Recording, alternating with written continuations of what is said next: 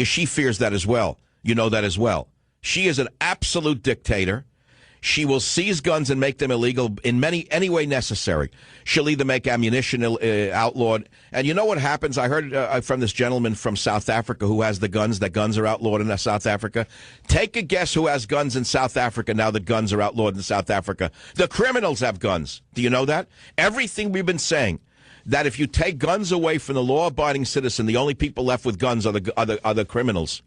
Is that not commonsensical? Everybody knows that except the leftists who keep repeating the same big lie. Take away guns and there'll be less violence. Take away guns, there'll be less violence. A complete and total lie.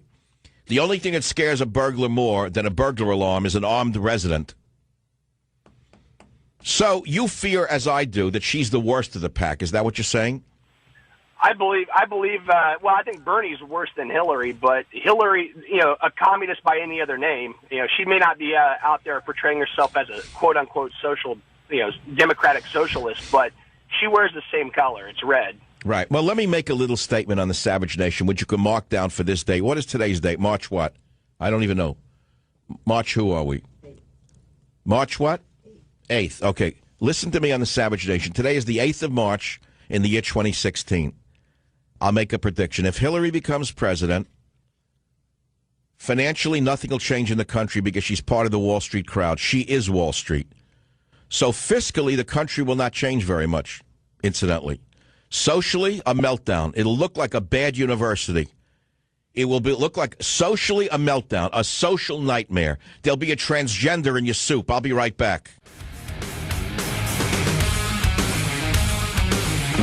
All the way.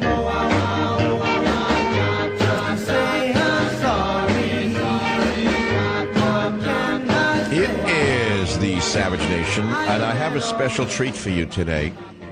Many of you missed the interview with Donald Trump last night on the Savage Nation. I'm going to play a piece of it at about 34 minutes after the hour, not because I just want to play a Trump piece or that I want to go out for a bagel. No, it's because I asked him a very specific number of questions that received zero publicity, because I am not part of the establishment conservative or libertarian movement. I have no friends who own websites, etc. You never hear about me except on this show. But the interview did break new ground. I asked him about his position on torture and other things on the program, and I think you need to hear it if you missed it, and many of you did.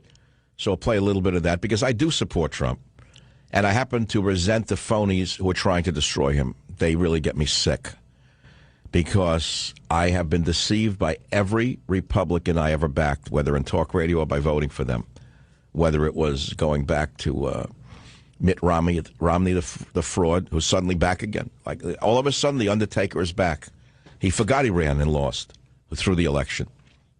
He was a Massachusetts liberal, Romney. He signed an individual insurance mandate into law.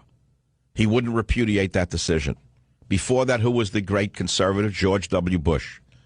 And what did Bush do for us? The many talk shows went to the White House. He called them, he beckoned them, and they had lunch with him. I wasn't invited.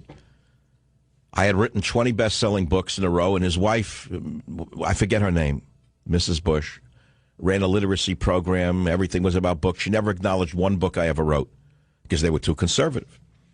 But George W. Bush, the man, he said it was our duty to bring democracy to the Middle East. And how'd that work out for us?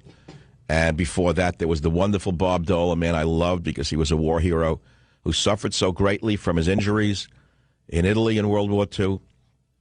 And what did he do for us? Well, he brought us the Americans with Disabilities Act. How has that worked out for us? Is it all about Americans with disabilities? If it was, I wouldn't even be talking about it. And then what did he do after he left office, Bob Dole? What did he do? He went to work for China as a lobbyist. That's all. So I don't regret supporting these people, but they're all liars. So what is a conservative today? What does it actually mean? If you actually look back, what does the word conservative mean? I remember going back into the late 60s, when the word conservative came around, I resented the word. I didn't like what it meant. I didn't like the type of people who said that they're conservatives, because I didn't know what they were talking about. There was a certain meanness about it that left me out in the cold. I didn't like the word as it was used. I'm a conservative. What did it mean? What were they conserving? Which values? What exactly does that mean to be a conservative? Who is in the conservative media that you trust? Well, I told you, you go back to hour number 1 on the show. How do I define the truth for myself? How do I arrive at the truth for myself? It's about my survival. That's my truth. And if I project it out to the world, I usually make the right decision. So what's the number 1 issue for me in my life looking forward to the next president? One issue only. Islamic terrorism, Islamic extremism, Muslim immigrants. Number 1. Because if we have any more mosques, any more Muslim immigrants, you're not going to have an America in 20 years. I'm sorry. Take it for what it is. I've seen what it has done wherever it has metastasized. It is not like any other religion as it is currently practiced. Let me be very clear. This is a very sensitive issue, but I'm a student of religion, and I can tell you right now, Islam has not always been a religion of conquest.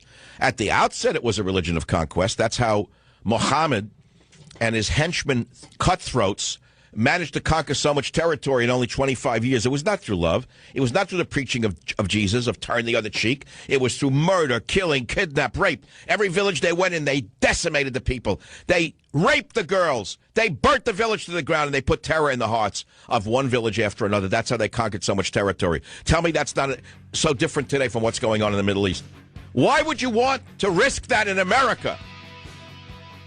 I know that there are front groups for this terrorism who tell us that that's a lie, that only conservatives who are bigots, who are extremists, fear them because it is a religion of peace. My friends, the first crusade was that of Muslims against Christians. It was not what you were taught in school, that it was Christians who conducted the first crusade. Study your history, or else you will be condemned to repeat it. Join the Savage Nation. Call now, 855-400-SAVAGE. Savage. Let's cut right to the chase. We're all very busy people. And let me just say this right off the bat. I've been in this business 22 years this March, thank God. I have never seen such hatred directed at a single man as I see against Donald Trump. No one is perfect. I see more hatred on a daily basis coming not only from our enemies, but from newspaper people in this country who say things about Trump that they wouldn't even dare say about people who murder, kidnap, rape, torture, sell young girls into slavery. The Daily News was the worst. I read it over the weekend. I've never seen anything like it.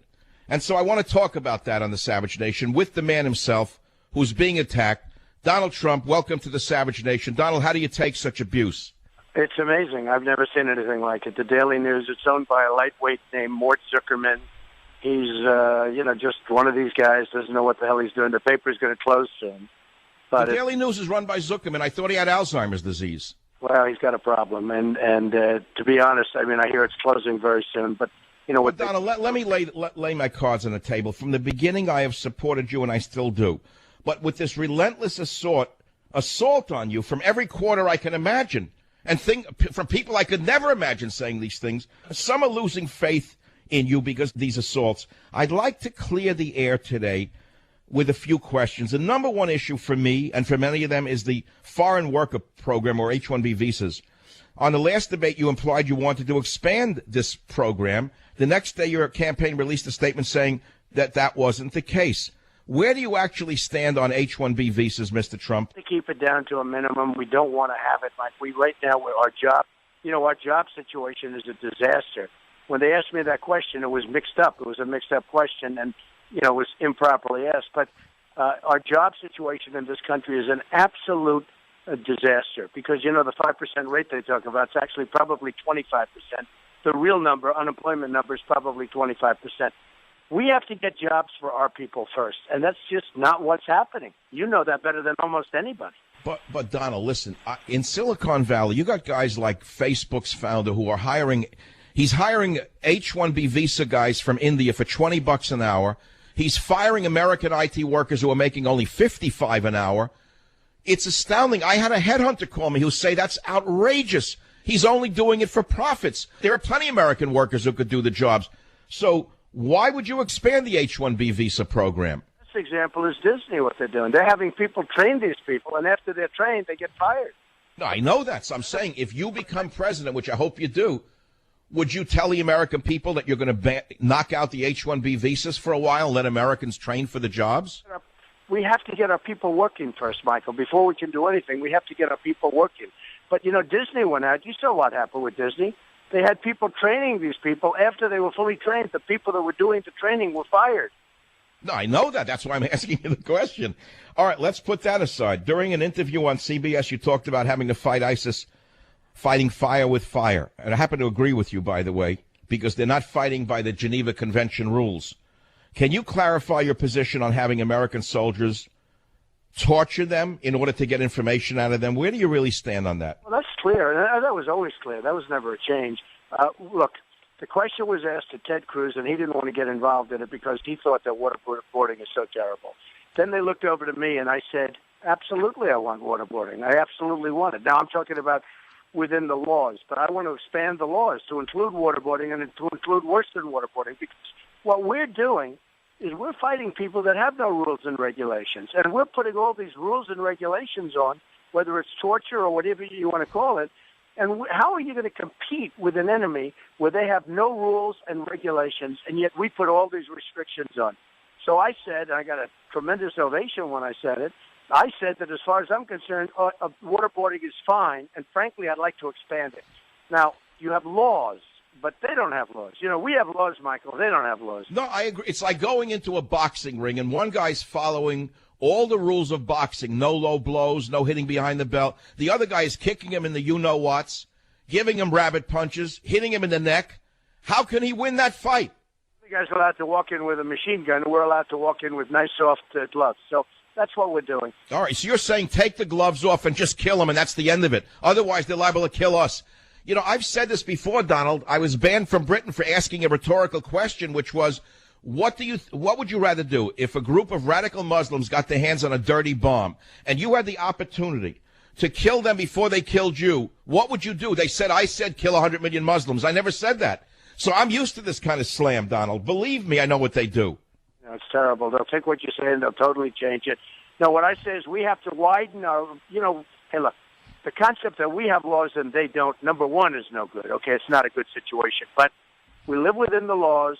We have to widen the laws so we can do things to do what we have to do. Michael, it is so ridiculous what we're doing in this country. And then you wonder why we can't beat ISIS. A new poll came out that said 61% of Americans oppose immigration.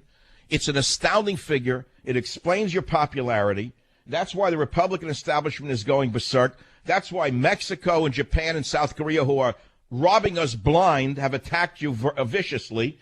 And so I understand why they're attacking you, because they're afraid of you. You're actually trying to make America make money. They can't have that since they're robbing us blind. The crooks don't want to stop robbing us. Now, why are the Republicans attacking you more viciously than Hillary? How come she gets off scot-free with her scandals? How come we haven't heard a thing about Obama's scandals? What kind of country am I living in, Donald? It's amazing. I've never seen anything like what's going on, Michael, to be honest with you. I've never seen. But the polls are very good, and we seem to be doing very well. You know where I am now? I'm in Mississippi right now. And tomorrow we have Mississippi, and we have also a very big one tomorrow is Michigan. Right. And there's nobody been better about cars than me. I'm going to bring the automobile industry back from Mexico and all these places that are taking our business. So I'm going to be bringing it back. So I think nobody's been better to Michigan than me. And now right. I have a huge following on WJR in Detroit, Michigan, and all the other states. Before you go, Donald, you're a businessman. People don't understand business. Socialists like Bernie Sanders, who never ran a corned beef stand, don't understand that business means some businesses succeed and some fail. So what they do, like the creeps at the Daily News, they come up with some of your ventures that didn't work, and they try to make it look like you're a crook or a bad businessman. What they don't understand is that business is a gamble. Some businesses work, some fail. Isn't that true? But my businesses really work, and the ones that they have these little things, number one, they're still in business. I don't even know what they mean. They talk about a water company. They talk about these different things. I still have them. But my businesses work. I never even saw the thing on the Daily News. I mean, the good news, I guess not a lot of people read the Daily News, but my businesses work. Hey, Michael, I made billions and billions and billions of dollars. I started off with very, very little, and I made billions and billions of dollars. And that's something that the college class of spoiled inheritance cases don't understand. Guys who say you inherited the money from your father. I happen to know from having read everything I could about you and your great father was he didn't give you a lot of money. He gave you an initial seed loan, which you paid back. Your father was a great man, yet they even smeared him. Here's a man who built apartment houses all over middle-class Brooklyn and Queens, and they made him into a bad guy for doing it. So what more can you